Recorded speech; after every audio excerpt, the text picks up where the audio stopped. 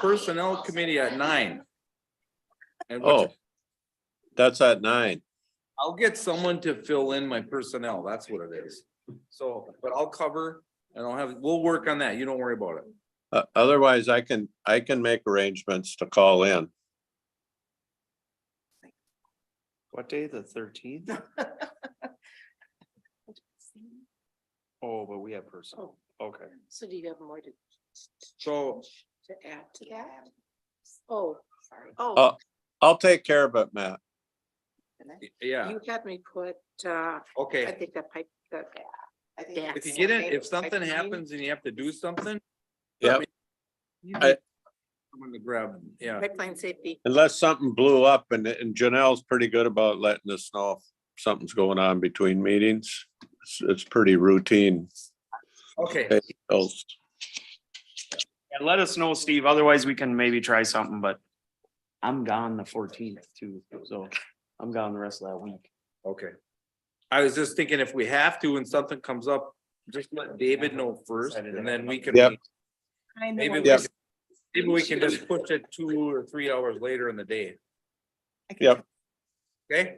Yep. Right. No, I want to go back to the conference. Vegas is work. Oh.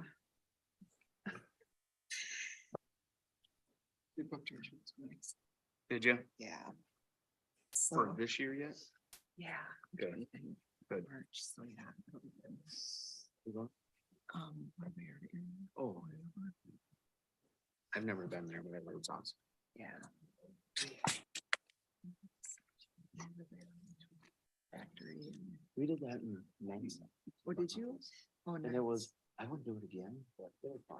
Oh, that was the best thing. Was it? So Kelly, This one was, I know. did I learn that my But, granddaughter is on a math league with your son?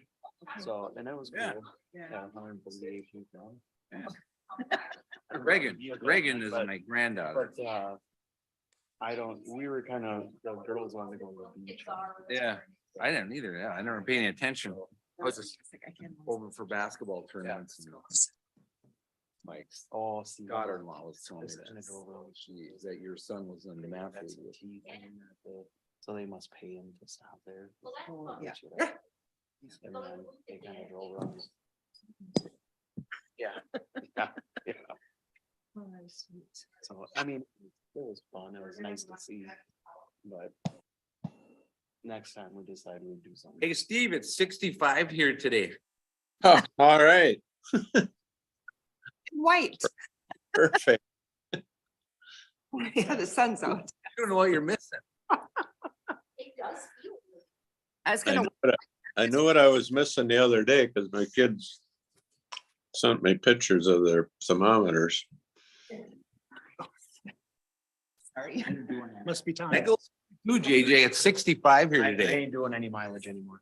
Okay, So, sounds good. I'll do it. okay. I didn't know you guys could make up stories like that. Need a new thermometer.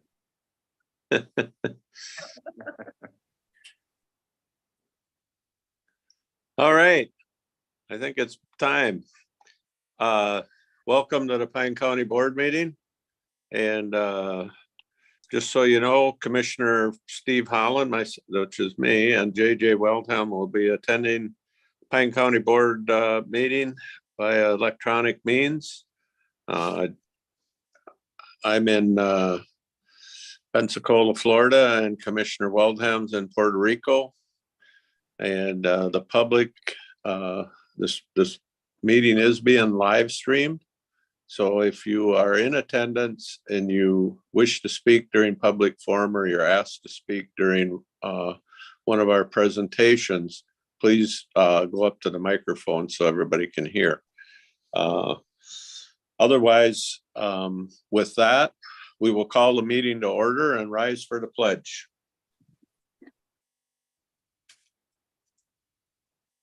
I pledge allegiance to the flag of the United States of America and to the republic for which it stands, one nation, under God, indivisible, with liberty and justice for all.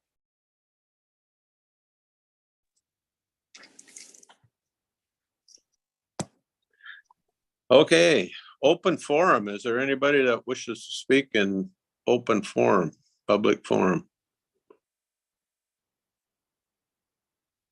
Anybody there? There's nobody here, Steve.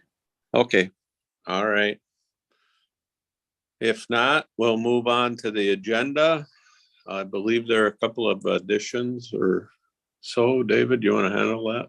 Mr. Chair, members of the board, there are two additions to the consent agenda. If we could add agenda item 4C, a waiver of variable pass-through for changing gates grant. There's no obligation on the county created by this. It just authorizes changing gates to apply for the grant and then receive the funds if they're successful. And then consent agenda item number 8F, new hire of a corrections officer. All right. We'll look for motion. Ludwig will move as amended. Lupgren will second. So we have a motion by Ludwig, second by Lovegren. Is there any discussion? If not, Debbie, you want to call the roll? District 4, Commissioner Waldham. Yes. District 5, Commissioner Ludwig. Aye. District 1, Chair Holland. Yes. District 2, Commissioner Moore. Aye. District 3, Commissioner Lovegren. Thank you. We'll move on to the approval of the minutes of the January 17th regular county board meeting and summary for publications. I'll make a motion to accept the minutes and the summary. Terry. I'll second. More. Motion by Lovegren, seconded by Moore. Any discussion? If not, Debbie, you want to call the roll? District 1, Chair Holland. Yes. District 2, Commissioner Moore. Aye. District 3, Commissioner Lovegren. Aye. District 4, Commissioner Waldham. Yes. District 5, Commissioner Ludwig. Aye. Thank you. We'll move on to the minutes, board reports and correspondence, the Pine County Chemical Health Coalition minutes from the 12th of January, Pine County Zoning Board minutes of December 19th, Pine County Surveyors Monthly Report for January 2023, Hinckley Annexation Correspondence from January 20th of 23, and the Minnesota Public Utilities Commission Notice of Comment Period, January 24th, 23. I'll move them. I'll second them. Got a motion by Moore, seconded by Lovegren. Any discussion? If not, Debbie, you want to call the roll? District 2, Commissioner Moore. Aye. District 3, Commissioner Lovegren. Aye. District 4, Commissioner Waldham. Yes. District 5, Commissioner Ludwig. Aye. District 1, Chair Holland. Yes. Thank you. All right. We'll move on to the consent agenda with the additions that were noted. You've had those that consent agenda in front of you for several days. Ludwig will move. More. Moore did it. Okay, more will second. Got a motion by Ludwig, seconded by Moore to approve the consent agenda as amended. Any discussion? If not, Debbie, you want to call the roll? District 3, Commissioner Lovegren. Aye. District 4, Commissioner Waldham. Yes. District 5, Commissioner Ludwig. Aye. District 1, Chair Holland. Yes. District 2, Commissioner Moore. Aye. Thank you. Okay, we'll move on to our regular agenda, Technology Committee report. There are some minutes that are attached. Committee met on January 24th. Josh, you wanna? Yeah, I can go over it real quick. Yep. One of the things we did talk about is, I can't remember exactly, was it the last meeting of last year? We kind of got, our remote stuff kind of got hijacked a little bit, and Ryan did a very good job of getting that curbed pretty quick, but it did bring up some interesting stuff about how much availability we should have to the meetings. So we decided to continue to allow public comment at regular meetings. and request an advance notice for remote public comment. We looked at some other counties, some don't allow it remotely. Some require a 2-day notice, some require a few other things. So the thing with that is if you want to have public comment remotely, you can request it. Pretty much what we decided is close right up to the meeting. Ryan can send you a link back and then it's a little bit more secure than just letting anybody hop on there. Now, anybody can join remotely and watch a live or anything. It's just a comment back and forth. Continue to post live stream address, to the county website. So that would just be participating or just watching. All other items, including live stream recording on YouTube to remain the same as meetings that are not live streamed, or if the technology is not available, continue to operate as current procedure. So it was just like I said, we looked into a few other counties, what they're doing, and we were really kind of setting ourselves up for problems. So we just had to take a look at it, and it's still pretty available. We do appreciate the public comment, but we just had to kind of shore it up a little bit. Anything else, Steve?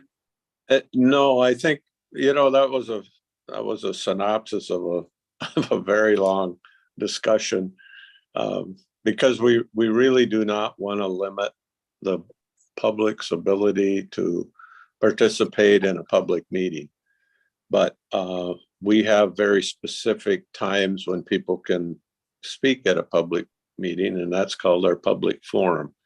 And so we want to allow that, but if you can still drive to one of the sites wherever our meeting is held. But if you're gonna call in from your home or wherever you're at, you're gonna have to make arrangements and get a link from Ryan. So it's just, I don't know if everybody was aware of what was going on during the meeting, but Ryan had to do some pretty fancy footwork to disallow some kind of rotten stuff that was people were trying to play porno movies and all that kind of stuff during our regular meeting. So we just want to eliminate that. Mr. Sheriff? Yeah. Yeah, what other counties have had the same issues? I think any county that had an open, I don't know if I have a list, JJ, of people. You mean people that have had maybe issues? Yeah, Josh had mentioned he talked to some other counties. I'm just wondering. Yeah. What we looked at what certain area or what we looked at was what they did for policies. And so we don't know why they enacted their policies necessarily. We just know anecdotally, we have talked to some people that have had some interruptions in their meetings. And some counties do not allow anybody to comment unless they're in person. There are a couple of counties that do not allow anybody to comment even if they're in person. So, but Mr. Chair.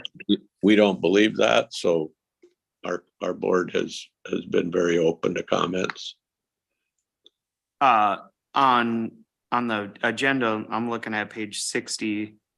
And it does, Ryan did put some of that's in the technology committee minutes. So Carlton County, Chisago County, Isani County doesn't allow any public comment online. Morrison County, you have to have a 2-day notice. We thought that was a little much, Ryan. He's gonna kind of play it by ear a little bit, but he figures pretty much right up until the meeting, you could request to comment, and he can get that sent over pretty quick. Kanabec and Pine did allow it online, but then it's kind of got a little chart there that shows live streamed, where Carlton, Chisago are live streamed. Isani's live stream, Kanabec is not, and Morrison and Pine, yes. But that's kind of, that'll kind of show you just a few, very few, if I remember, were as open as we were, right? In Minnesota, so, that was, yeah. And you hate to be reactive, but, it did make us kind of think a little bit and look at some different policies. And I think statute Yeah, require it at all online. So, and the board or the meeting will still be available, it'll still be live streamed. It's just if you want to comment, you got to request that link. So, are we gonna put something on the website then? Maybe this should be directed towards Ryan, like, instructions how to do this even on our Pine County website, and then even for the notification of these meetings, just to make sure, like for any special meetings or anything, it's easier for people to find out. Not a lot of people get the newspapers. Yeah, Mr. Chair. Yeah. Yes, we would put on the agenda itself exactly how to participate in the public comment period. Right. And Mr. Chair, members of the board, we will post all of this on the website as well. And we will still have the item that has the live stream link to the website. And we would probably put on the same thing that we would need to request the link, because that would be the only difference, is just requesting the link instead of it being freely available for anyone to kind of pick up and do what they want to do with. So. I'd like to say thank you for continuing to be transparent. You know, there's so many people. Yeah. that just- Transparency. I really appreciate that we do that for our residents. Thank you. Yep, and I appreciate that, Terry. That was on the forefront of our what we were trying to accomplish.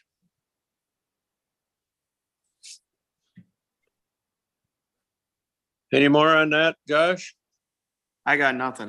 Yeah. All right, all And right.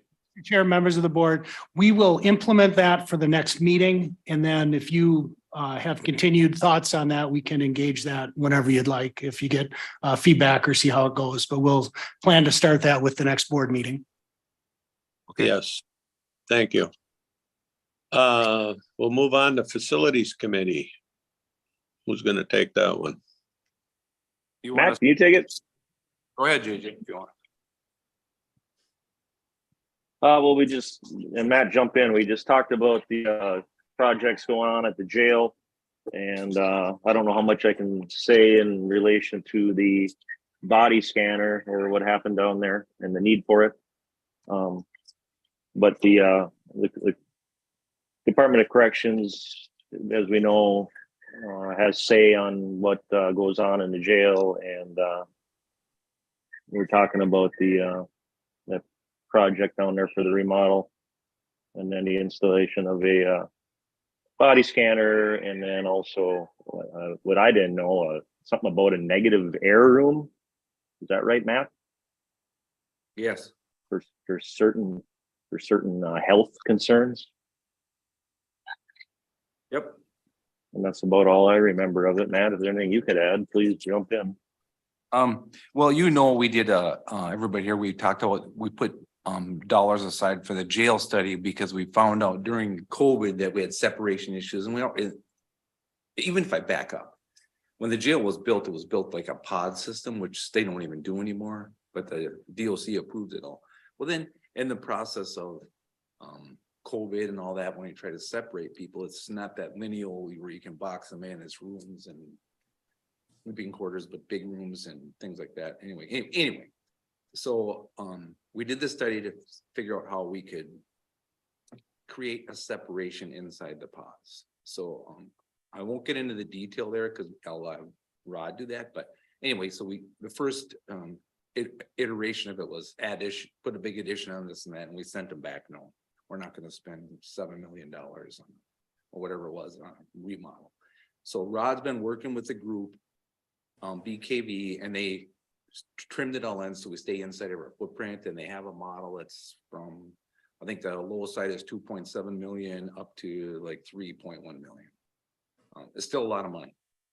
And it'll be like 3 phases. There's a problem in intake.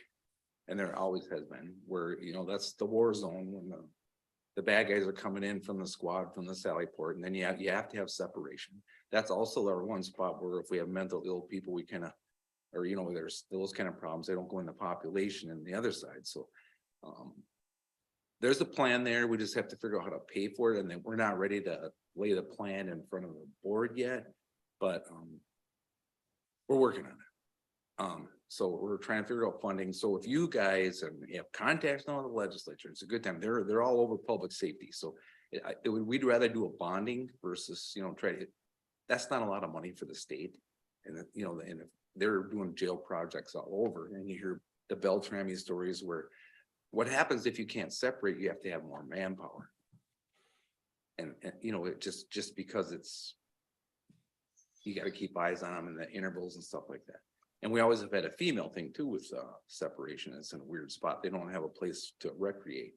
So we have to bring them through that. We had to bring them through the population. You had to lock all the men down and let the females get over to the rec room.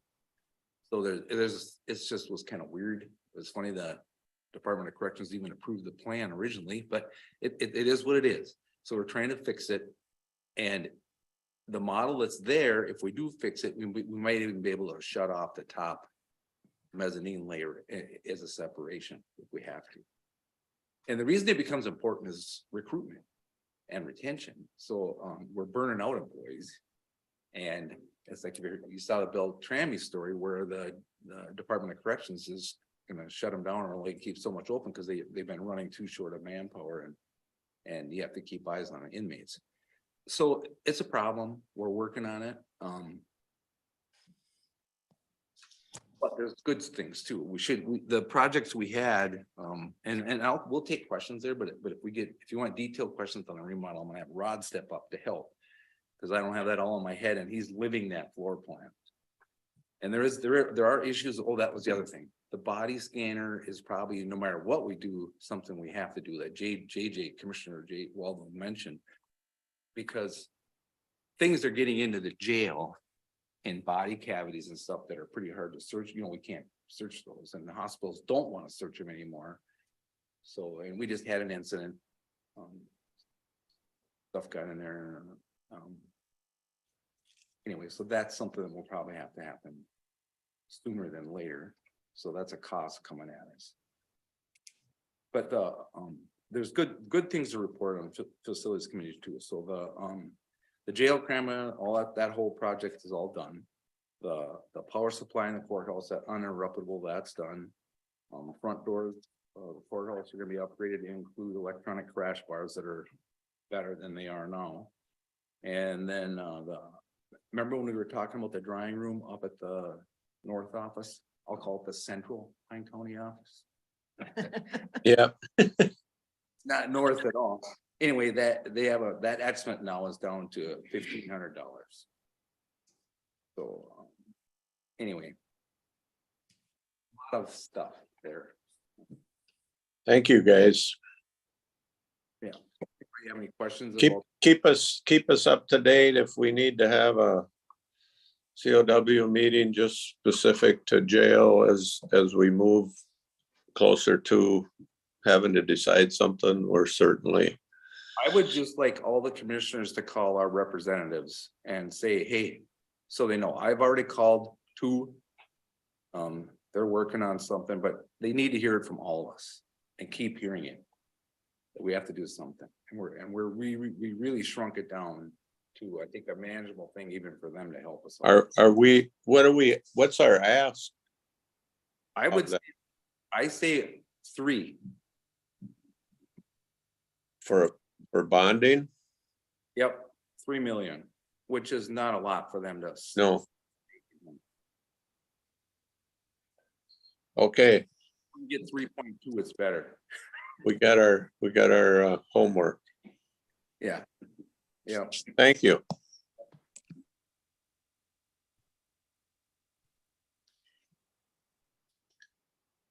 My little thingy keeps timing out on me.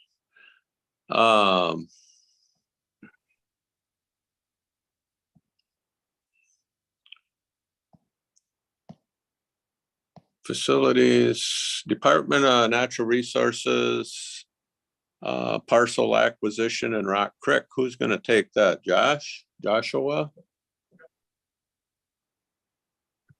So I'm Josh Kelch. I'm the Assistant Wildlife Manager for Pine County. I work for Minnesota DNR. I work out of the Cloquet office, but I cover Pine County specifically.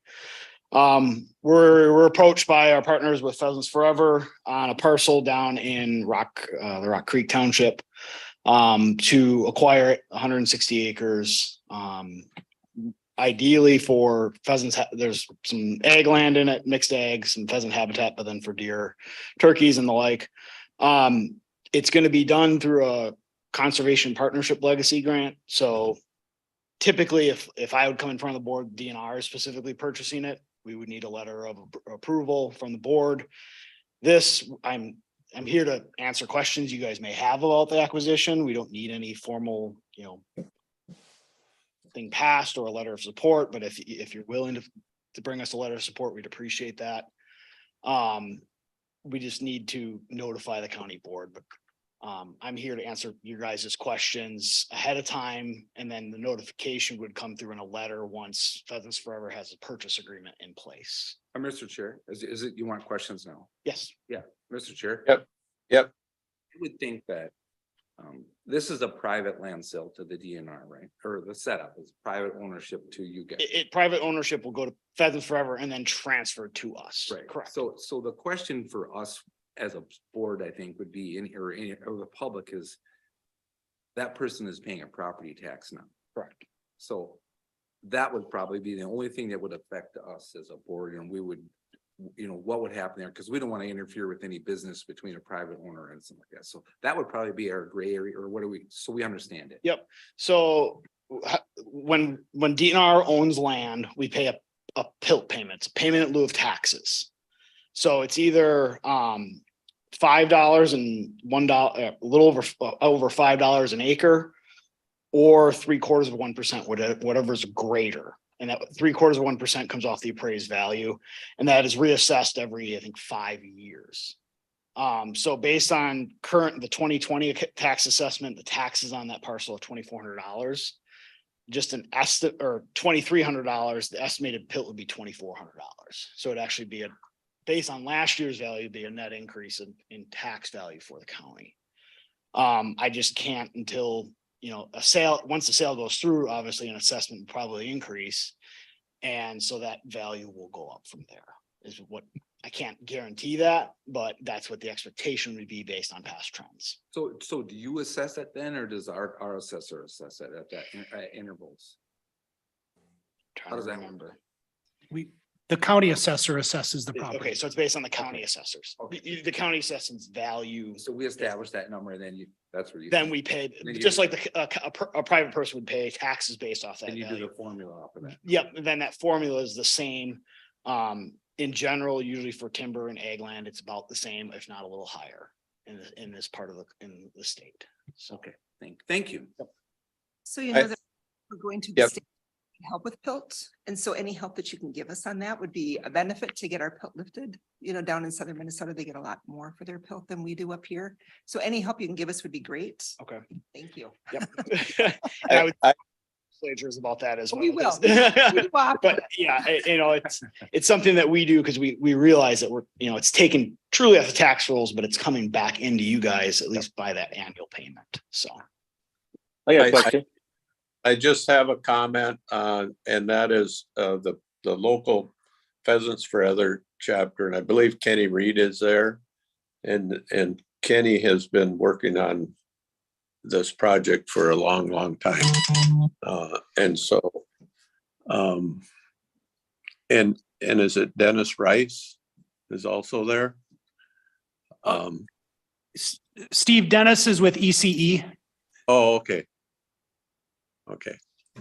So, I got a question. yeah. I Say, just, why I just wanted to acknowledge the work that Pheasants Forever has done on this, and thank you for what you've done.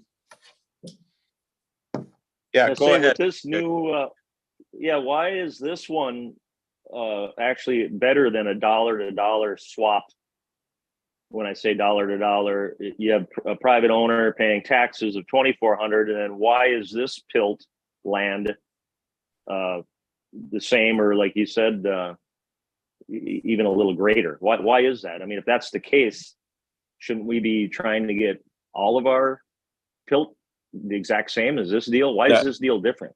That's what we've been trying to do, JJ.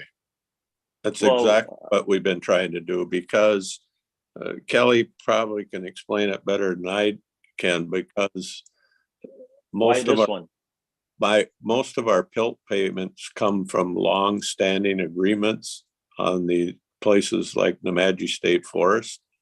And those were agreed upon rates many years ago, and legislatively they have not kept up with inflation on the rates that they're paying, and that's why we've been so aggravated over that. This question would be directed towards the DNR person that's there. Why this one? Why is this one so much better than what we have going on now? So there are different ownerships, DNR is a conglomerate, so most of the land in the county is owned by DNR is owned by the forestry division. So they're managing that solely for typically primaries, timber resources, and then that recreational value. Wildlife management areas are primary managed for recreational value, habitat for wildlife, and then we do take timber resources off of them as well when we're managing for that wildlife habitat. We were approached by PF as an interest for this. I walked the site last spring, and we don't just go after every property that comes in front of us. I get a call at least once a month of people wanting to sell their property to us. And in my experience, it's got to be something unique, special, something that is unique to the public. This area it's got some older timber on it. It's got some unique habitat, and it gives us the potential to restore some native grasslands to this area, which we're lacking. And that just doesn't benefit our pheasants and game species. It also benefits pollinators and a lot of our bee species that are in decline. So this isn't just a property that we're looking at for just game birds. It's something that we can manage for all wildlife species and benefit the public as well. And a lot of our users are not just traditional, I would call hook and bullet type. They're not the hunters and stuff. We do get a lot of recreational use on our properties that are also people out walking their dogs, snowshoeing. So there's that non-consumptive use of our lands as well. I looked at this parcel based on it is unique, and the habitat that it would offer is different than what we have in our lands and wildlife in the county. And looking for something in that part of the county where we can diversify our habitats and offer something to the public that is different than what we have right now. Does that answer your question, Commissioner? Why is this one then different? The tax formula, why is this one pay so much more in Pilt than the other ones?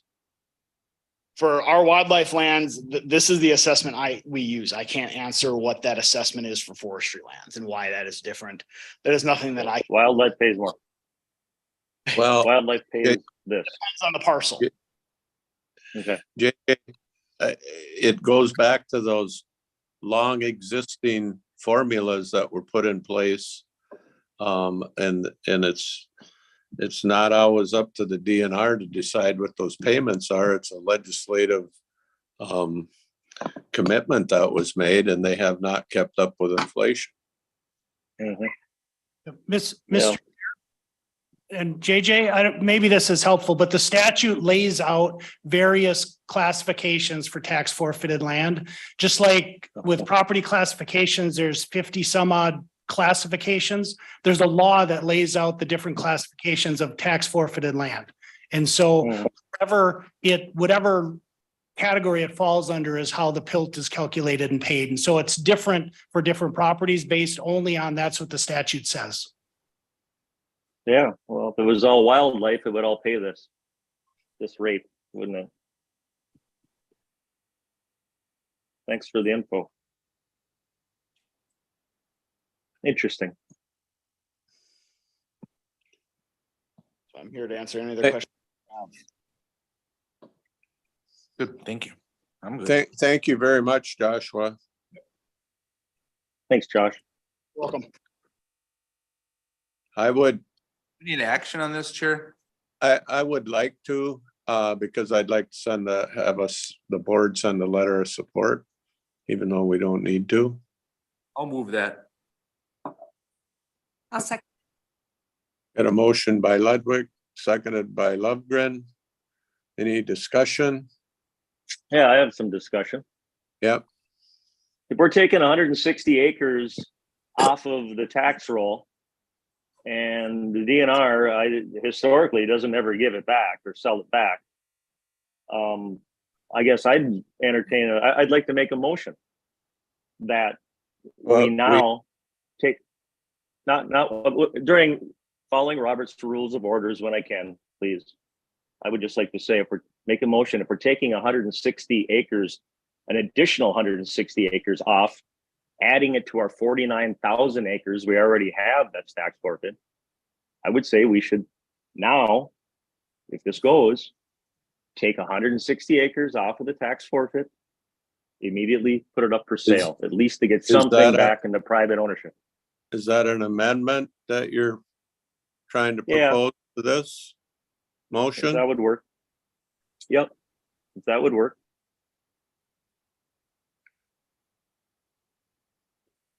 I'd like You're to. taking 160 acres away from somebody privately to ever have an opportunity. Put the PILT and put the tax dollars aside for a second. We should then, out of the 49,000 acres, give or take a few acres that's already sitting there, tax forfeit, we should take the same amount as this and immediately put in and comparable land for sale. I'd like We're to. losing, again, we're losing private ownership ultimately here. That's not good, in my opinion. Terry, go ahead. We have no control over who I want to sell my land to. So if I wanted to sell I my understand. forever and they wanted to give it to the DNR, we have no say in that. Mhm. Also don't know where Greg is at with land. And so I think that if you want to have that done, that you send it back to the land committee and we'll talk about that when we meet, which I think is going to be sometime next month or so. Or the next couple of weeks, Kelly just said. So we can talk about it there, but I don't believe that that's something that we should be doing today in this meeting. Well, the DNR doesn't even need a letter of support on this either, Right. they said. Right, so maybe we shouldn't do that So either. the motion for an amendment, I do not hear a second for, so that will die for a lack of a second. We'll go back to the original motion. Is there any more discussion on that? If not, Terry, you want to call the roll? But Debbie, Or, Yeah, Debbie, sorry, District 5, Commissioner Ludwig. Aye. District 1, Chair Holland. yes, District 2, Commissioner Lovegren. Aye. Or, excuse me, That'd be Commissioner Josh. Moore, sorry. Aye. District 3, Commissioner Lovegren. I, District 4, Commissioner Waldham. I oppose. Okay, thank you. Mr. Chair, yes. so I just want to make a comment back to JJ. Terry and I are on the land commission. So we will address that issue, and see what we can do. That's a point well taken by me. So, and we'll have that discussion. Well, thank you, Matt. We will bring that back, to the board. Thank you. We'll move on to the revolving loan fund. Mr. Chair, members of the board, recall, some years ago, the county made a loan out of our revolving loan fund, and then we were advised by the auditor that we don't have that authority, that it has to be an EDA or an HRA. And so since that time, we have revised the HRA into an HRA EDA, and they are pursuing matching grant funds from the federal government. And it seemed like the opportunity to formally transfer those funds to the HRA EDA. And so that's the action requested today. I will make a motion to approve that. Ludwig. I can second. Okay, we got a motion by Ludwig, seconded by Waldham. Is there any discussion on that? If not, Debbie, you want to call the roll? District one, Chair Holland. Yes. District two, Commissioner Moore. Aye. District three, Commissioner Lovegren. Aye. District four, Commissioner Waldham. Yes, District five, Commissioner Ludwig. Aye. Thank you. We'll move on to the Aquatic Invasive Species Program.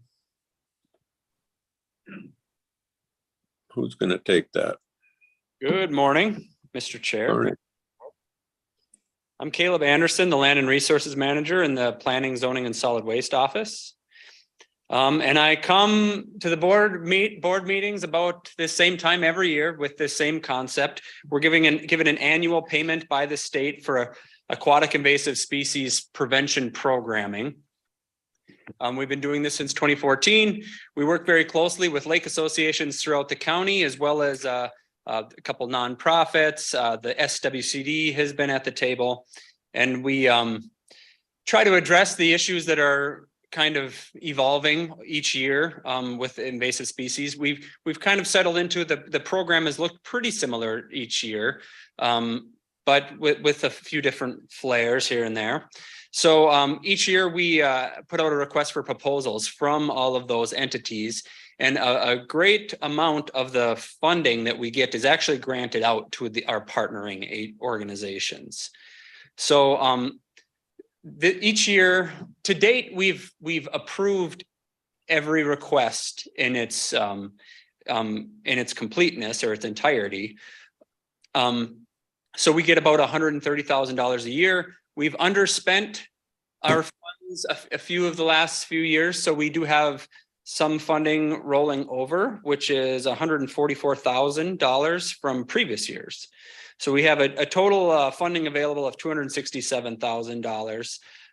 With all of the requests, we have produced a budget for this year of $200,747.51.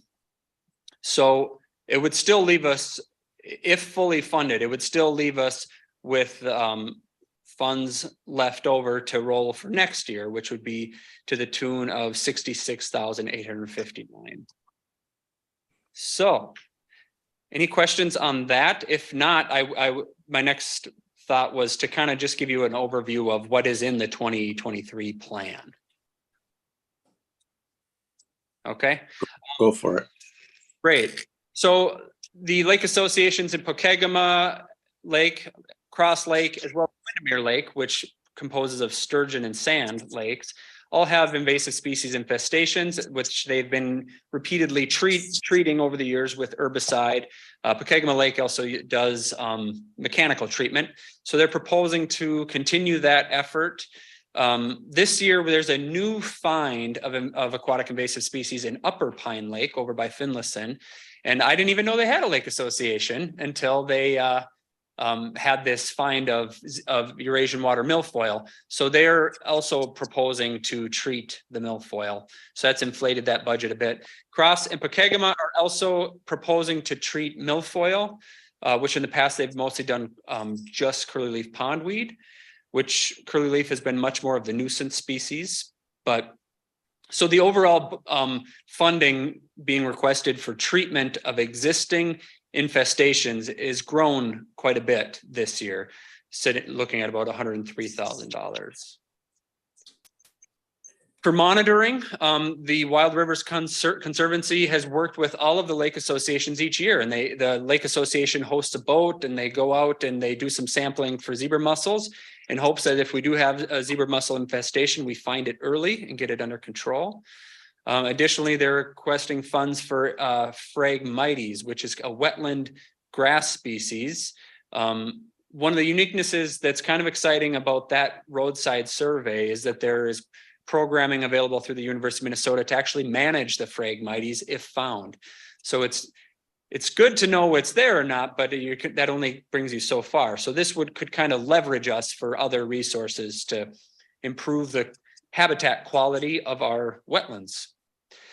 The Rivers Are Alive program, Wild Rivers Conservancy, also each year, the last few years, they've gone into the schools and done programming along rivers and biology, ecology, invasive species, things like that. And one of their theories, which I appreciate, is just kind of introducing kids to kind of the environmental science, and partly just to kind of foster stewardship as those kids grow up. The Watercraft Inspection Program will continue to do that. We've not had a great amount of applicants. There'd be room to grow the program a little bit. We've tried to increase the wages and stay competitive, but generally we've had about 3 to 5 watercraft inspectors working at the boat landings each year, which has been a good manageable amount for us in the office as well, for managing those people. But it kind of keeps us at our busiest landings and kind of peppering the other less busy landings to have some presence. But the vast majority of our inspections are done at Cross Lake, right by the fairgrounds here, Sturgeon Lake, and Pokegama Lake. And then we just have some funding included for educational efforts to make sure that we're still kind of getting the message out there. It's good to control invasive species, but one of our primary goals is to prevent further spread. We don't have any zebra mussels yet, so how can we continue to educate boaters so we keep it that way? Lastly, there are some administrative expenses. 25% of my position is paid out of managing this program. And Wild Rivers Conservancy has asked for some general support for their programming. So with that, I would entertain any questions. Otherwise, I have brought resolution 2023-07. Is that the right number? Or is it 03. 05. 05. I trust Debbie. She have a keeps me in line on those. I have a question, Mr. Chair. Yeah, go ahead, Matt. The landings, I remember back when this was first happening, do we have all of our landings, even on rivers, labeled? Was there a sign? That's a good question. A lot of that work kind of predated my time here. Yeah, oh, okay. Yeah, I don't know how that worked either. I never. It's a good point, but just for invasive species signage, Yes. I know we've responded to a number of Especially, them, you know, and yeah. we've added some over the years with Okay. cooperatively with the And I DNR. know is that our job or the DNR's job, or do we work together, or how does that happen? It's their jurisdiction to put signage. We wouldn't be authorized to do it, but they generally are thin for identifying I some of get that it. stuff. So we try to work with them. Yeah, and then that would be, I was just thinking it would be in that prevention, you know, I worry about the rivers too. For sure. You know, the kettle, because we're working on that, and that may be something we can add into our Watershed plan? yes. Yeah, on that's a that good idea. upper- For those, because there's a lot of people run the bigger rivers now too. All right, thank you. That's all I had. Anybody else have questions? I've got one, Caleb. When the associations do the treatment for milfoil or curly pond leaf, the results are very much just for that present year. Is that correct? Yeah, they and the DNR kind of view it as management for that year's recreation. I mean, there's some effort to kind of catch it at the life cycle and repeat the same spots so that it doesn't create new seed for future years. But by and large, we're maintaining our ability to recreate in that given year. Okay. Is there any research that's being done that can be more of a long-term solution that we know of? That's a good question. I wonder if my colleagues have any ideas. I don't have a good answer to that. Okay, that's all right. I was just wondering if that's a road that I'm sure somebody's working on it, but Right. it seems to me it's we suffer the same thing in agriculture. We spray the same weeds every year. that's a great point. And actually, one thing I can share is actually the Windermere Lakes Association did get a grant through the DNR to do some data collection around their treatment where they're using a new chemical that they were not having great success with 2,4-D, which they'd used a lot in the past. And now they're using a new chemical called Procelicor. It's more expensive and it's inflated our budget a little bit, but it's actually working. So that's a good thing. But they are collecting data on kind of your very question is how much can we get ahead of this for the future? Are they still rotating a different one each year so they don't build a resistance? Right. And Procelicor is still new, so I think they're still kind of riding that a bit, but I imagine that'll be part of the strategy.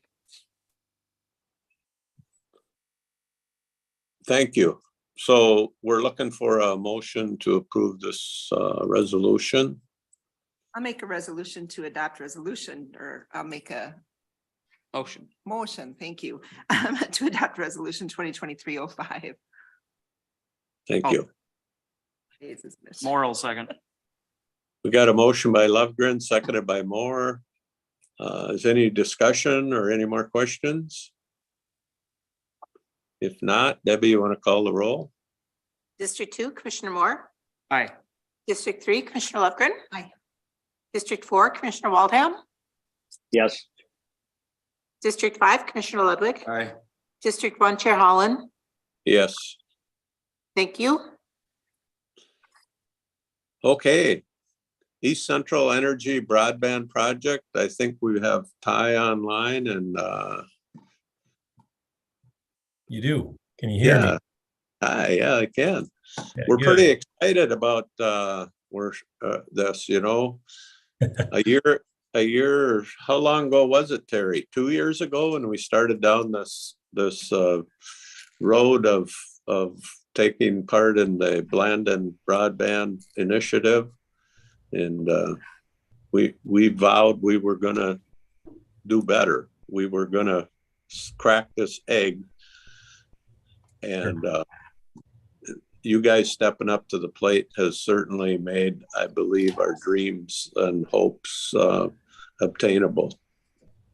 Well, yeah, thank you. It's been some good partnerships and just collaboration between counties and townships, and appreciate you letting us have a little of your time, and we'll hopefully get through this depending on questions. It's been about 15 to 20 minutes. Got 55 slides to share. I'm just kidding, 8 slides. So you're safe. But before we start that, I just wanted to share 2 other EC employees that are on the line, John Bosman and Dennis Rice. And John, do you want to introduce yourself real quick? I think many of the people know you, but you want to introduce yourself quick, and then Dennis right after that. Sure. Hi, I'm John Bosman. I'm the business account rep that covers the Pine County area, and I mainly work with business accounts and have had good relationship with the county, worked with facilities and whatnot there. And I've been with East Central almost 29 years now. And so I'll turn it over to Dennis. Good morning. My name is Dennis Rice. I am the manager of broadband here at East Central Energy. I've only been here for about a month, but I come with roughly 18 years of experience managing fiber optic networks, installation, repair of all of the fiber network and the broadband infrastructure, formerly with CenturyLink Lumen. So thrilled to be here with ECE and help get this network up and running and serving customers. Thanks, Dennis. Thanks, John. So I'll kind of start. We've talked to the county in the past, and some of these slides may look familiar, but I wanted to just make sure, level set, everyone's on the same page, and what we're really looking to do, and really what we're asking for in terms of support. And so, I'm sure many of you are aware, East Central Energy is a member-owned cooperative, been around for nearly 90 years, serve about 65,000 members. Those are homes and businesses. So you can roughly double that for actual population. About 8,500 miles of electric line serving portions of 14 counties. And I say portions because I'll show a map in a second here. We don't serve all of Pine County. but serve a fairly large percentage of Pine County. So, and thanks, David, for, I think are you the one sharing the slide deck? Ryan is. Or Ryan is, okay, so I'll just, if you can advance to the next slide, please. And I'm sorry for the transitions. You'll have to hit one more time and one more after that. I kind of set these up. It was for myself to transition, but so we serve, again, parts of those 14 counties, and I'm sure you're aware of that statistic. I know Steve and Terry, we've talked many times about it. We served 87th out of 87 counties. That's Kanabec and Pine. I think they're teetering back and forth in terms of broadband availability. Mille Lacs County, Benton, and Northern Isani, also very underserved, unserved portions of the state. Been around 90 years. What we're really looking to do is serve all members, all ECE members, and not necessarily choose those high density pockets, but serve the true rural areas as well. And co-ops across the nation, electric co-ops in particular, have been doing this for many years, and we felt the time was right, and East Central Energy did the same. So next transition, Ryan. Thank you. So again, our goal is serving every member. This is a full fiber to the home project. There's no wireless built into this. It really is the gold standard of true fiber to the home, the highest speed capabilities that you can get. Blanketing, again, these entire 14 county area. And then, talking to Leslie and many other, the economic development folks at all the counties, the impact that this will have positively on Pine County and all those 14 counties to serve. I don't have to tell you all that. I'm sure you're fully aware. So next slide. And perfect. So the total project scope, I've talked about the mission already. Again, our mission isn't necessarily that we serve with our product. Some of the townships already have adequate fiber to the home options. And so we may compete at some point in time with them, but ultimately we want to get to the folks that just don't have much, if anything at all. So you can change that 320 to $350 million in total scope, about 6,300 miles of fiber. And the reason that electric co-ops are have been doing this successfully for many years now is we're able to use all the poles and infrastructure that we have in place. And so the return on investment by hanging it versus burying it is a pretty substantial difference. Next slide, Ryan. So this is just a map of our service territory. The red line gets kind of busy. Don't ask me who developed these back in the 1930s. It wasn't me, but the cooperative territory lines, I could talk for another hour or two on how that was formed and how co-ops were formed back then. But ultimately, the red line is the boundary. The blue line would be our fiber backbone. And all the orange dots you see are our substations. So that is how we would serve all of our members. We serve them electrically via those substations. We would disperse the fiber the same way, following the lines, whether it's above ground or underground. Next slide.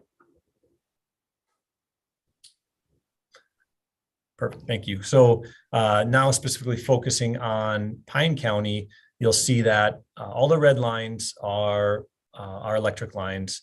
All the blue is the actual service territory. So you can see portions of Hinckley, Ascove, some of those other areas, that's all Minnesota Power. So we do not serve them electrically, but we would be serving anyone that lives in those any of those red lines. We would give them the option to choose our internet platform.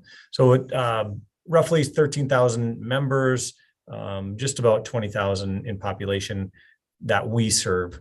Those numbers might be a little bit increased. That was from last year, but Pine County is 86 out of 87. To serve all of Pine County will be about $75 million in total scope, with 1,400 miles of fiber needed. Next slide. So this is just a map of all of the current grant applications we either will be submitting, or the ones we've won. So hopefully you're all aware of the blue one in particular, and portion of the green. So the green, the blue, and the purple are 3 grants that we won in the 2022 Border to Border Grant Program through the state of Minnesota. It's about $15 million in total scope. And so thanks to the county and many of the townships that we worked with within Pine County, we were able to secure those with all of your help. And I'll talk about how that happened here in a second. And but the green, blue, and purple are grants that we won. The gray is a federal USDA grant that we're waiting to hear the results on. Hopefully, we're hearing in February. So within the month here, we'll know the results there. And you can kind of see it does dip into Pine County, covers quite a bit northern Kanabec and over into Mille Lacs.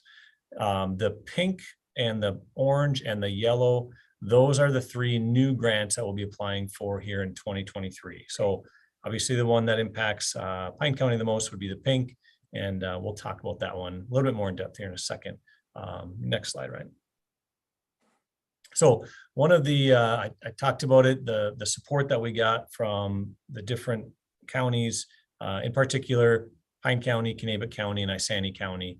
Those were the 3 counties that the grant dipped into for that last round. We got over 80 letters of support. I think it was almost closer to 100 from just county offices, townships, businesses. And so that was a big part of our application process, was be able to provide those to Border to Border office or deed. And then we also were able to get financial commitment from all of the impacted counties, including Pine County, who committed the $300,000. And what we ended up doing, though, is we wanted to try to find a uniform metric for all counties, townships, and cities that they could apply, and was strictly based off of land mass coverage. So if a grant were to cover a certain percentage of your county, at a county level, we had a $2,000 per percentage point metric. And then at a city or township level, it was $100 per percentage point. So putting that in scale, if we were to cover 100% of Pine County, which we don't do electrically, so it'd never be this high, the maximum amount would be $200,000 that we'd be asking for. So, in the middle there in the white, that just shows you the Border to Border scoring system. So shows you the community participation, and in red highlighted is really that verified financial commitment from counties, townships, cities, tribal. So that's really, we were focusing on, we're trying to get 15 out of 15 on that one. We did hear back from DEED, and they said that our metric and our uniform approach, we didn't want Pine County battling Kanabec County or Isani County. We wanted everyone to give this flat commitment across the board. And they thought that was unique and something they hadn't seen before. And it was at a level where it showed that we worked with all of you, but it wasn't an astronomical price tag, right? So very doable from the county and townships perspective. Next slide. So now this looks at, sorry for all the maps. It's hard to, a lot of, again, moving parts with grants, but in the 2022 Border to Border Grant Program, so now taking those metrics that we utilized, we served, I think that it was more 19%, but I got the number wrong. The county allocated $300,000 back in 2022. We used our metric to say, well, let's apply 38,000 of that to these 2 grants. Now, you'll notice the red grant was not on the prior map. Well, that's because we didn't win that grant. So we were told from DEED that essentially they ran out of money. We won $15 million of the total bucket in the state of Minnesota was 95 million. So we won 15 out of 95, which we felt was a very big success, and we were happy to get it. Unfortunately, we did not get the red, we called it Pine North. So that was not approved. So we would not be following up with that $24,000. We will be following up soon, though. We're nearly ready to sign the grant agreements with the state of Minnesota to start working with Pine County on the 14,000 that would apply to the blue grant, blue area. So you're probably asking, what are we asking for today, or what are we looking at? Next slide, Ryan. And I think this is the last one. But again, this is the map. The pink area in particular, it'd be about about 5 million, maybe slightly under that, that we'd be asking for in grants, and about 11 million that would be funded by ECE. And so if you hit enter one more time, Ryan. What we have been following the same metrics that we used in the past. We're covering about 5.5% of Pine County's landmass, which equates to that $11,000 mark. So there's really two ways to support our project. One of them, and I talked about it, were those letters of support, nearly 100 letters of support. We would definitely appreciate if we could refresh those. And I know John has been working with many of the townships, and we've already got some from, I think, different county entities. But a refreshed letter of support would be great. Those are nice. The deed office looks at those very positively to show that we have communicated and talked with all of you. And if there's any way you can personalize that for Pine County and what this would mean to Pine County, that certainly helps as well. So that would be one way to support. That doesn't cost anything. And then the financial commitment. I don't know, David, this, the 300,000 was allocated by Pine County. So to me, it almost seems like a little bit of a formality, but we want to be transparent with what we're doing and where we're looking to go. So it'd be taking 11,000 of that and applying it to this pink grant in particular. So I've said a lot. I'm sure you might have a couple questions, but I think that is the last slide. So any questions for myself or Dennis or John? Questions? I of course have questions, Ty, but I'll wait. Fire away. The number one question I get is, okay, I live 10 miles east of Pine City in Shangotana Township. How long do I have to suffer before this is going to get here? Is it a 2-year build, 1.5 year build, 3 years? Yep. No, it's the same question we get. We get basically the two questions. When am I going to get it and how much is it? Yeah. So both of those things, if you haven't been there yet, I would encourage all of you anyone in the room, go to ecfiber.com. And we just launched that on February 1st. And so that site is a active map that will be changing throughout our construction build. And you can look at the map to see where we're going. It shows a nice big green area. That's more of our 2023 build. So about 900 miles in 2023.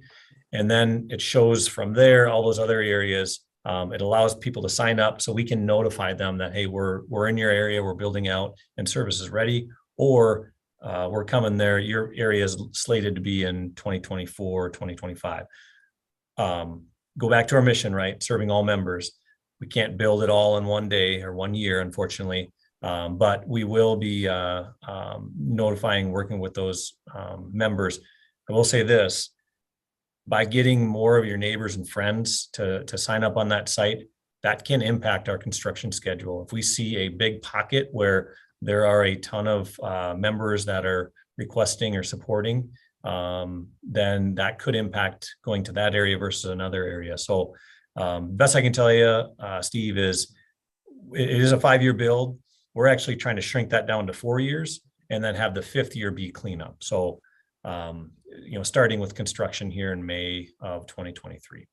Yeah. And I think, Ty, people understand that it can't be done by the 4th of July, but they want to know that, I can, if I know it's coming, I can suffer for another 18 months or 24 months or however long. I'm personally in the 24-month range. I was trying to get him to, trying to see if we could work it more north. I'm just north of Mora, but okay. Yeah, so I'm a couple of years out as well. Yep. I was just excited to see my place on a map. Sure. I got a woo. People are very excited. I have talked to several people that live on the fringes of not even having cell phone coverage, and so they're terribly excited. And it's just the way we all do business now, and it's hard to make a car payment hardly if you don't have decent internet. So right. Yeah, it's so the business side, you met Dennis, he's our actual first hire as we spin this up. We've got 33 other positions in that model. So another, in my opinion, great economic development opportunity for Isani, Pine, Kanabec areas. And but it's very aggressive, 900 miles to 1,300 miles a year. It's a lot of fiber to get in place. So there's a lot of factors, a lot of moving parts, but that's still our goal. You got to factor in supply chain, contractors, permitting, all those different things that we have to have in place. And we're working on all of that. But yeah, definitely appreciate the support you've all given. And we've forwarded to David and Leslie. There is a templated resolution letter that would be if you wanted to apply that financial commitment. And then there's also a templated letter of support. Now, those are templates. You can have whatever format the county is comfortable with. We were just trying to make it easier for everyone to be able to fill in the blanks. And if you were to refresh the letter of support, we definitely would appreciate that kind of personal touch from Pine County. That adds a lot of value.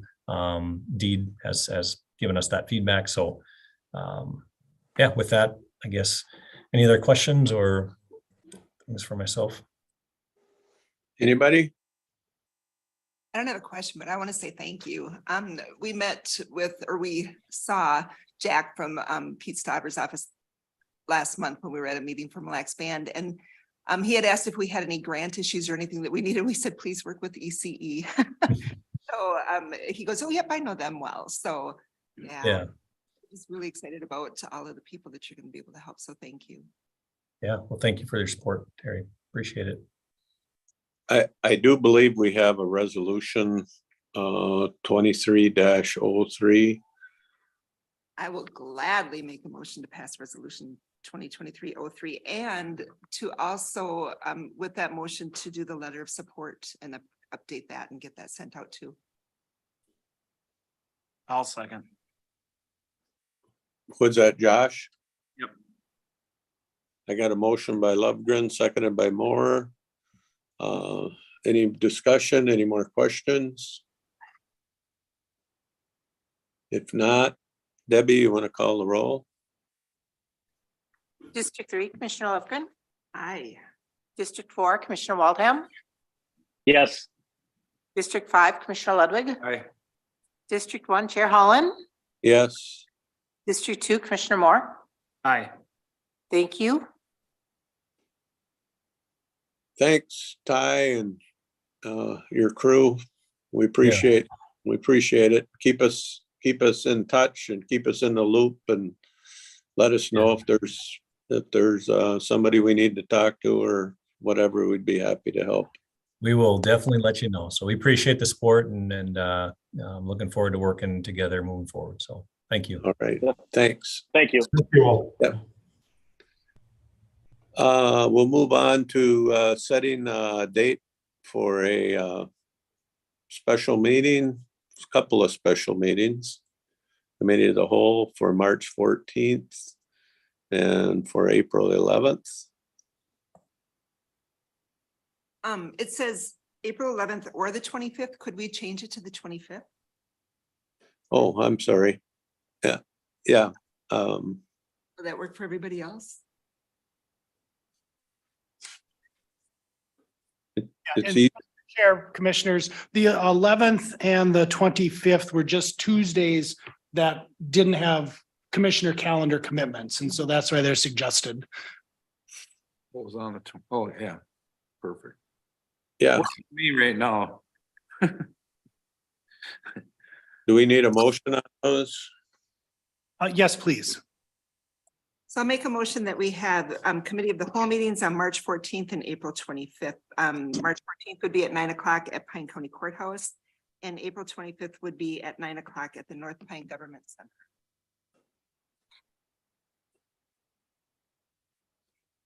And just to note, the April 25th meeting would start at the North Pine Government Center and it's the annual road tour. And so we would Yep. then highways. Yep. I'll second it. Got a motion by Lovegren, seconded by Moore. Any more questions, discussion? If not, Terry, I got Terry, keep looking at her. Debbie, you want to call the roll? District 4, Commissioner Waldham. Yes.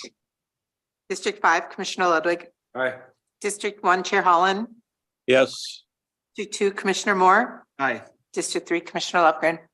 Thank you. All right. We'll go to some commissioner updates. Arrowhead counties. Mr. Chair, I'll- Anybody? Yep. I did go, of course, we reelected the chair and vice chair, and they pretty much stayed the same as last time. I'm just gonna cover the couple highlights because it was a long meeting.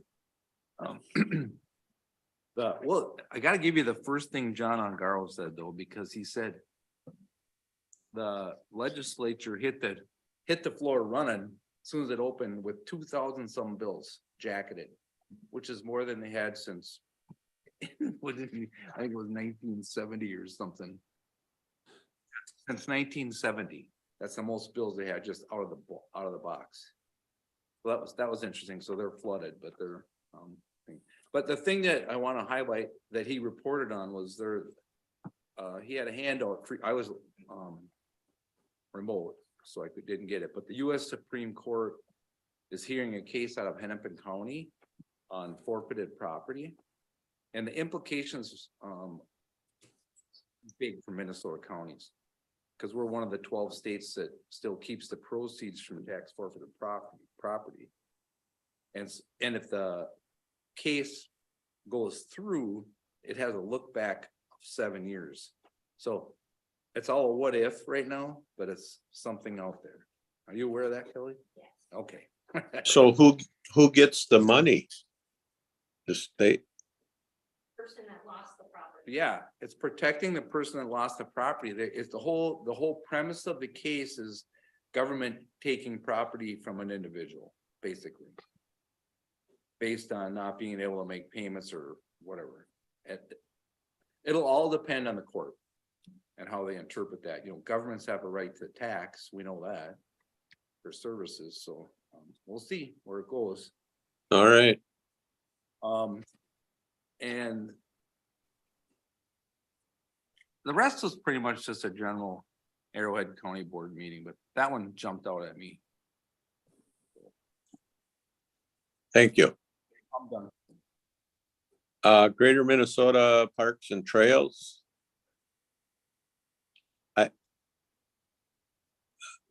That meeting, Terry, you didn't sign up for that, did you? No, I thought you were going. I was going, but it got I couldn't get on. Oh, okay. That was probably my fault, but anyway. I tried. Snake River watershed. Well, Bowser approved the plan, so we are one step ahead. It's fully approved and ready to go. We're still having issues with how it's going to be ran, if it's gonna, with the committee, if it's gonna have solid waste members on it or just county commissioners. Or that's SWCD. Maybe the wrong one. Yeah, whether SWCD should be voting members or not. Gotcha.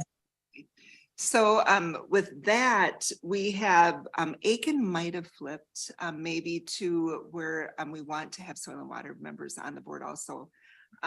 He did say that he's from the military and he believes that teamwork is better. Mille Lacs did a vote and they were 4-1 that it would be county commissioners only, and Knabic was going to talk to their attorney and their administrator. So we'll see what happens in a couple weeks. All right. Mr. Chair, just Yeah. for Pine County's position is that the SWCD should get a vote. And all the other one watershed one plans are set up with SWCDs getting a vote. Right. Better together. I've come to really appreciate them on the Lower St. Croix watershed board. Anyway, Lakes and Pines, we met last Monday. A lot of new members, so I would say most of it was other than just the usual pay the bills and approve the grants, most of it was introductions and getting to know the new people. So Lower St. Croix partnership, we met. There's some really great projects going on right now. And Pine County is got some people that have really stepped up to the plate and worked with some local farmers. We have a pretty small footprint in the whole Lower St. Croix watershed, but we have some people that have been very interested in doing things differently or better, what they better on their farm. And one of the targeted areas has been the Rock Lake and Rock Creek watershed. And so there are some people there that have already implemented some pretty great projects and have some more on the books. So that's good to see. Let's see. Who's next?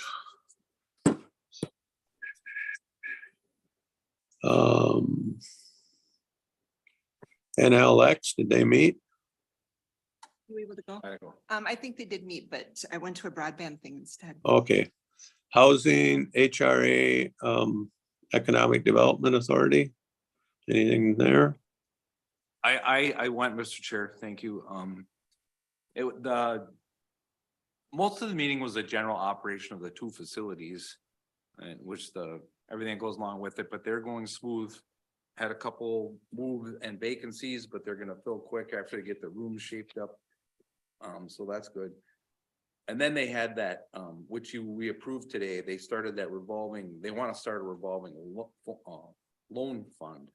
And that's why we moved those dollars today. So that's a step into really establishing the, projects or economic development in a way, shape, or form to really started tying those two together. They approved their auditor again, the same one that's the company. I think that's pretty much the highlights of it, isn't it, Dave?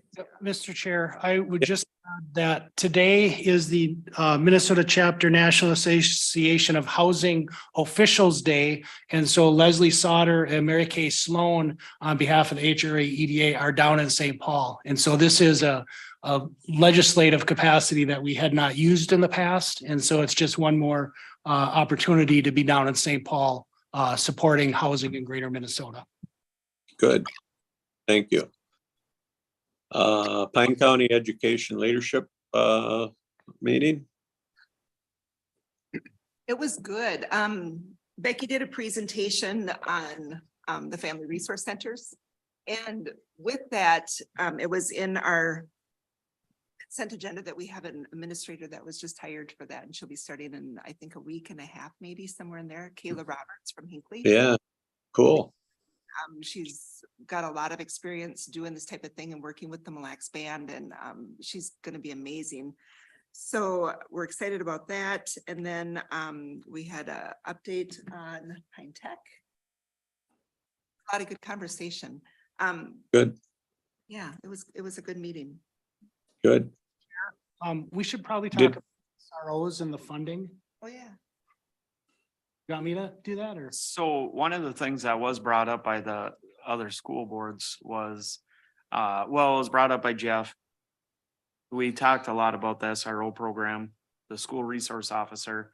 And currently Pine County, every school district is, am I correct on that? In some way, shape or form, not, Pine City contracts 40 hours, I think, a week. And a couple of them are 20. And I can give some of the detail if you let me do that. So East Central and Hinckley school districts are at 20 hours each per week. And then Willow River is at 10 hours. And so we bill those out at about 67% of what we bill out for the policing contracts. And so it was the Willow River District that raised the issue at the previous meeting of would the county be interested in underwriting that cost a little bit more because there is a benefit to the county. And you know, that's an issue, and Sheriff Nelson is sitting in the back of the room, so I'll speak for him until he gets up and wants to correct me. But the conversation we had is if the county is going to bring more money to the table, it's a decision of, do you want to underwrite more cost of service you're currently getting and charging out, or do you want to add new capacity? And I think the sheriff would say, as he does every budget season, we really need to add a deputy to increase our capacity, not charge less to service, you know, the jurisdictions we're contracting for. And so I think the commitment that we made with the school districts is that sometime between now and the 2024 budget, the county board would have conversation on that topic and how it wanted to partner. And the sense that I got from the school districts is they're very satisfied with the program. They're very satisfied with the way it's being run and the service they're getting. They just use general education dollars that they would prefer to spend on other things than on the SRO. Is that fair, Sheriff? Sounds about right.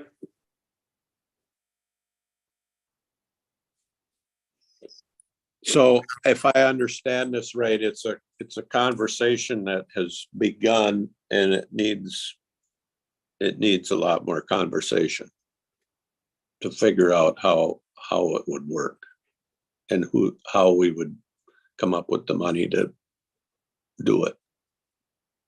Yes. Yes.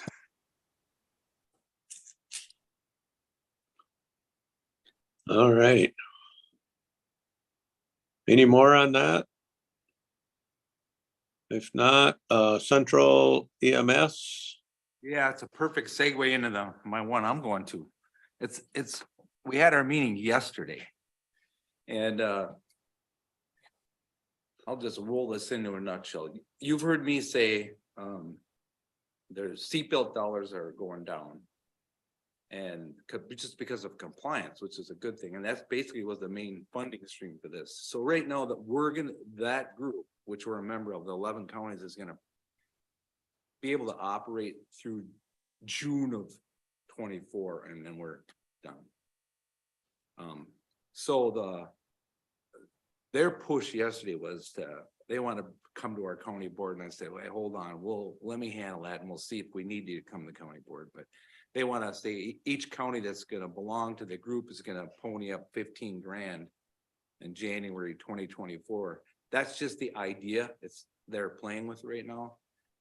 They do not, Governor Walz didn't have any funding in the budget for a Central Minnesota EMS. That doesn't mean something isn't going to come out of there, because there is conversations happening at the state level. John Ungaro had those in his report up at Arrowhead. So that they're not even putting them on as a talking point for Arrowhead to carry. But that being said, so I jumped in there and I said, this thing was founded back when there was that mass casualty training, and there stuff was communications weren't the same between counties, and a lot of counties ran their own ambulance and services, which we were one of, and that was all happening. Well, times change. So I don't know what the model is anymore, because recruitment for first responders is, I'm sure, struggling like everywhere else. So I don't know what's going to happen. So do you fund something just to fund something? I don't know this. I don't know how much we use it. I was doing a little bit of research. I'm not getting anywhere. I talked to the sheriff. He says we train our first responders through Pine Tech. I called the lady at Pine Tech. We get our funding through somewhere else. But then I called Mary and said, well, they get some dollars from us, which is not a lot.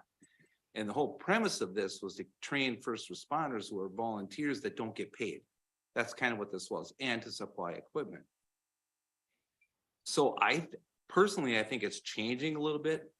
And the other side of that, this group is kind of tied to ambulances, but we have our fire departments, which belong to a different group. And it has different funding. So, and those first responders were training underneath this one too, but there was some EMS or SB dollars coming through there, but it was never enough. So if you ask me, the thing is kind of a mess with the funding streams, because it's like you have two groups, they're kind of doing the same thing. And you remember a couple of years ago when I said, hey, the people that are just the first responders, like working as EMTs or whatever, they respond from home and they beat us to the crash. Like my whole career, you know, those guys out in Carrick or whatever, they were there 20 minutes ahead of me doing business, you know. So I was a strong supporter, but they got no money. So we were trying to work on them. Well, why don't you just attach to a fire department? You know, remember when I had that discussion a couple of years? Yep. Attach them all to a local volunteer fire department. I don't know the answer, but I know there's going to be a lot of discussion, just like we just talked about with the other one.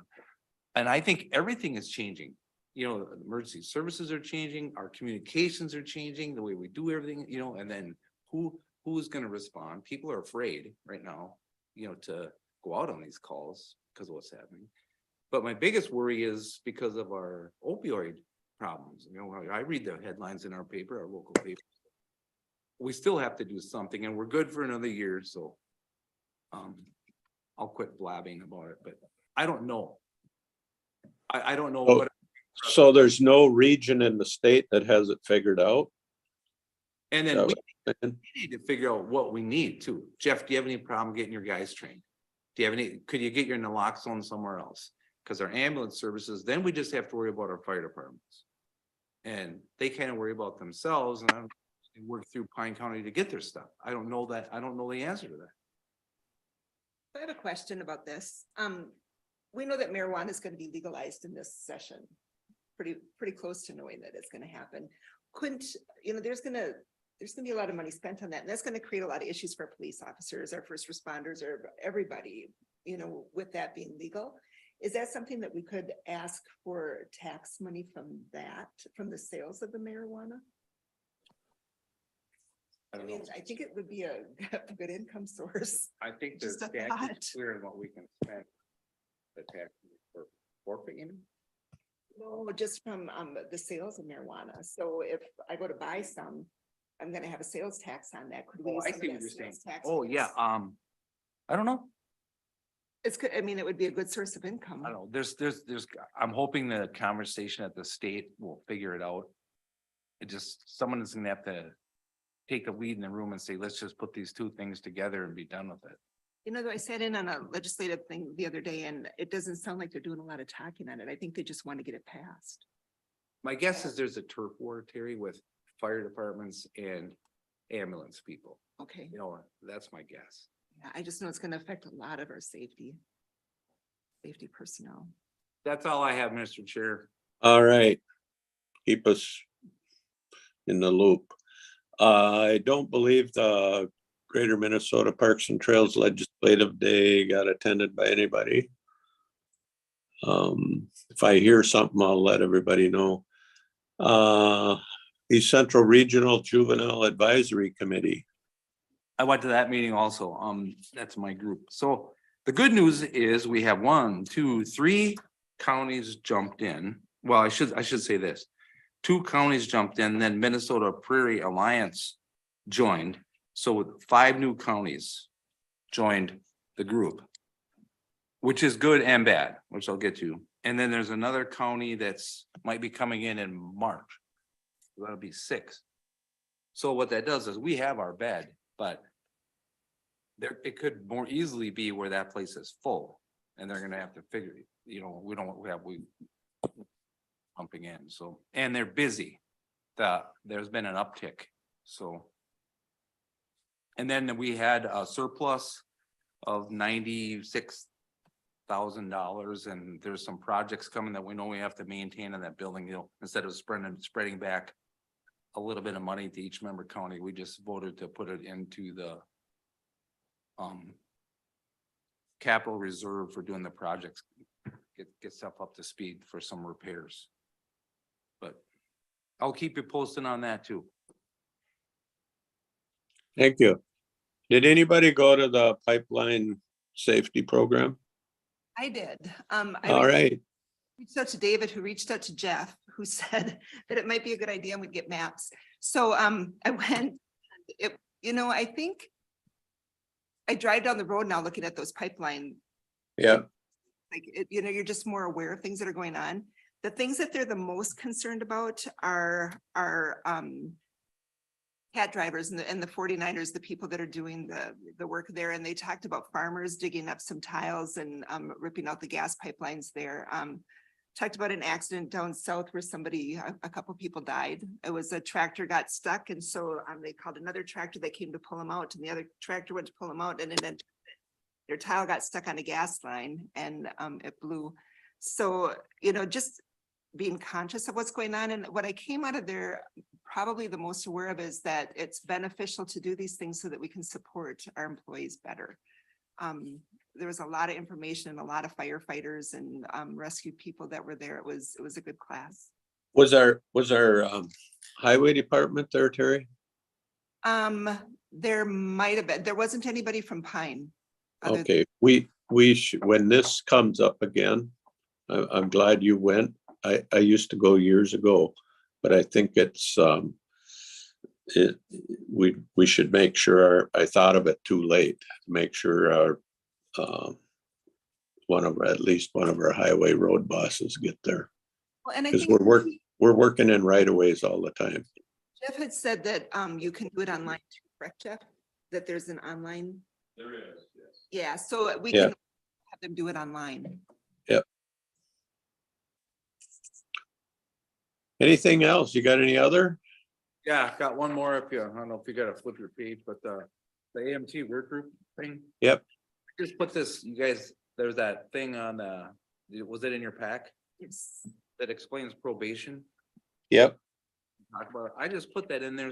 I don't know if all the commissioners understood how the probation systems are funded in the state, and there's three. There's a Department of Corrections, a DOC CPO, which is what we are, county probation, and then the CCA counties. And it explains the funding streams, and I don't have to get into doing that, but we're a CPO, and ours is basically like up to a 50% reimbursement. The other two get allotments or subsidies, so. It has good traction. Oh, if I go back to the Arrowhead meeting, the five of the counties up there on the meeting had not done the resolution yet, so I sent them that letter from AMC and I got an immediate response from John Garl that he's packing the mail, so they all signed on. Okay. He wants to get all 87 counties signed into that probation funding, so. Yeah. Good. Thank you. I have lots of others, sorry. Okay, go ahead. The TNT through NACO, we were voting on resolutions. And one of the ones that is really good is cell phone coverage. We have so many areas in our county that do not even have cell phone coverage, so there's no way that they can use their broadband on their phones because they don't have coverage where they live. So that's one of the big resolutions that are out there this year, is getting the cell phone coverage to the unserved and underserved areas. And then that you can't have any cost or hidden fees. So that's kind of where they're at, is if you're they said one guy signed up for some broadband and all of a sudden he got this huge bill for like $800 because they said, oh, you've got this much for setup fee and then your fee is actually this much. And so they said that just to make people be more transparent. And then I sat in on a US preparedness for nuclear and radiological disasters. It was really interesting listening to how other parts of the country are getting prepared for, because of the war going on between Russia and Ukraine, there's a lot of fear. And so, like Florida, they've got a lot of things going on down there to be prepared, and Texas. And then there was a guy where was he? In the middle of nowhere. And he was really concerned because they have a lot of FedEx that's hubbed out of there. And he was afraid that something was going to happen to them. But I mean, it was interesting to hear what people are doing. They said Ukraine supplies 30% to Europe and other parts of the world. So if there is a war and if things do happen, what it's actually going to do to everybody because of that. And then I did a Internet for All National Telecommunication. That's where I was during the NLX. And it was put on by AMC, the League of Minnesota Cities, Townships, and Connecting One Minnesota Workshop. A lot of information out there was the counties talking about what their needs are and the cities talking, and just bringing everybody together to talk about where we're at and what we can do to help each other. You know, what the townships can help the counties do, or how we can help ECE, or just all these different things, and getting phone numbers of people that we can contact. So it was an 8-hour meeting. It was, but it was good. And then,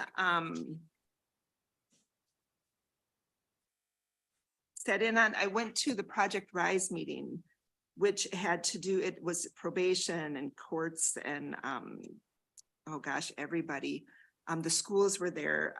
And I just have to say, you know, and after sitting at the leadership conference for the schools and the county, we should be proud of ourselves for the way that we all work so close together. I look at the schools, how they rely on our sheriff's department, and how they rely on our probation department, and how they rely on human services, and just watching that teamwork go on. I was just really impressed. There's going to be a fishing for the youth on February 18th on Cross Lake that Kevin Glass is putting on. They usually do it up in Sturgeon Lake, but this time they're going to have it down here. Yeah, I put on here, great turnout, amazing leaders in Pine County. We are very blessed. They said vaping is down, which was interesting. But they said the verbal abuse is really bad. The way that they're verbally abusing their principals and their teachers and that type of, they said that that's gotten really, really bad. So Pine City School District has actually put in vaping monitors. So at first they had them up, and then they said they hadn't told them yet, but they were going to be able to tell exactly who was vaping wherever. So they're doing a lot of things to stop the abuses in the schools. And that's what I've got. Did you want to- All right. You've been busy. Yeah, it was a good month. Thank you. Anybody got anything else? If not, I did sit in on the legislative update also. So there are a lot of proposals that are going in, a lot of money coming. There's a lot of money for broadband, a lot of money coming in for mental health. So we need to keep track of what's happening and just, you know, really push for how we can help our residents out of that money. yeah, and I think our biggest thing, Terry, is you know, not to give up on broadband until we're all the way to the finish line. Right. Right. And as we start building out part of the county that we can't forget about the people that aren't being connected. So we got to work just as hard for them. Well, you know, one other thing that they said during that is that they're talking about increasing the state tax in the metro area for transit. But they're also looking at doing a delivery fee. So if you order from Amazon or any of those companies and they deliver to you, they want to start with like a 40-cent fee for that. That would go to the state, and then it would raise to 45, and they would continually increase it. So that was kind of a new thing too. Terry, would that be dedicated to transportation? Well, that 8% sales tax in the metro, it sounded like that was dedicated Yeah, I for meant transit, but that it fee. didn't really say if the fee, I'm not really sure what they were gonna do with that. They just said that they were gonna be doing a delivery fee. They talked fast and I can't write as fast as they talk. You catch it next time. Yeah. We'll find out next week or 2 weeks. Yeah. Well, there's plenty of meetings coming up. Do what you can. Thank you all. Have a good day. Yeah. That's a meeting started. It's up to 70 degrees here now. Yep. See you guys. See Take ya. care. Have a Bye-bye. great day. Yeah. JJ.